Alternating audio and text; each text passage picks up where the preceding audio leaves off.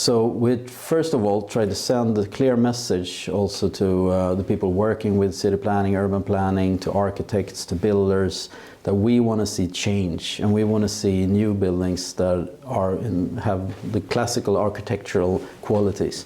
And that's been a really clear message.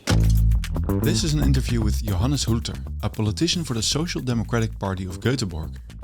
In this interview, Johannes explains why and how his party took the courageous step to embrace traditional architecture, how building beautifully is completely in line with the values of his party, and much more. So let's dive right in.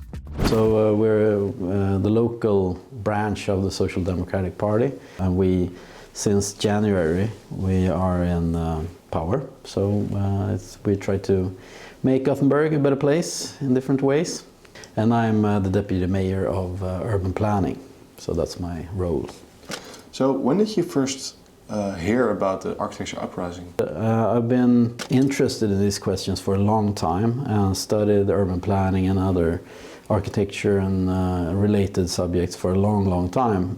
So I noticed them early on, what they did, and also, of course, I know a lot of members of the uprising, and also that's been like in the forefront of the uprising. And what the uprising has done, and what the issues that they give voice to, it's like a general belief, I think, or opinions that they represent in their way, and that goes deep into the public mind, and I think for a long time also have been what the public thinks about these issues. So for us, it's not that much about, it's not about following the uprising per se. It's more like we see the same issues that they do and that they have highlighted.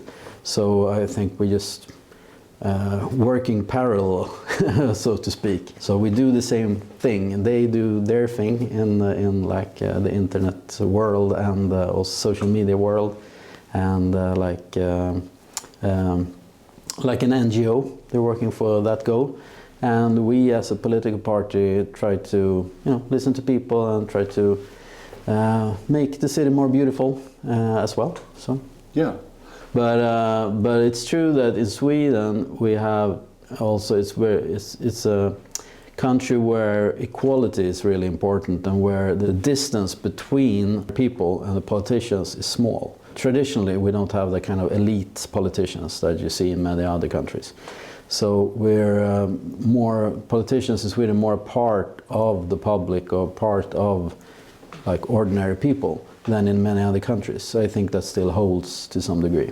And that perhaps is the explanation why also for our party, which is of course a Labour Party, and we represent ordinary working people, it's natural for us to put the ears close to the ground and listen to what ordinary people like and want. And what kind of changes has that led to in Gothenburg in the fields of urban planning and architecture, and to make sure that what is built is more agreeable to the population? We have old buildings and old cityscapes that are extremely beautiful and extremely attractive to people. So we have a lot of history that we can reconnect to if we just try to do things differently. So we first of all try to send a clear message also to the people working with city planning, urban planning, to architects, to builders, that we want to see change and we want to see new buildings that have the classical architectural qualities. And that's been a really clear message. I think no one that's working with or around city planning or building in Gothenburg has missed that we have a new way of looking at things. That's why it's so important as a politician to be really clear and also steer the planning in the right way. You can't just leave planners and architects to themselves. You need to oversee that the political agenda really transforms into reality. Yeah. How does building more traditionally align with Gothenburg's sustainability goals and their goals to create a more inclusive, healthy built environment? Yeah, usually you talk about 3 dimensions of sustainability, and I think in every dimension, there should be a preference for classical architecture, classical city planning. Because if you look at the social sustainability, of course, you're making or creating environments for people where they like to be, where they're happy, and also especially in parts of the city where you don't have any classical architecture, it's only modernist buildings, for example, or in poorer parts of the city. It's especially important to have high quality in like the public places and the buildings that you build, so that people feel like they belong there, and they feel that is beautiful. That they can say that their own block, the neighborhood, is a beautiful place to live. That's really important for the social sustainability.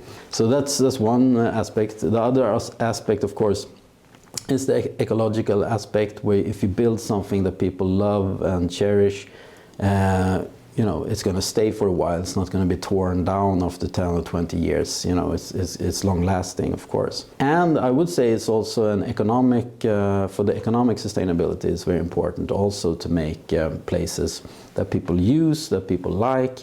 So in all aspects of sustainability, there's actually no reason not to build with the classical elements and quality, planning as well as architectural.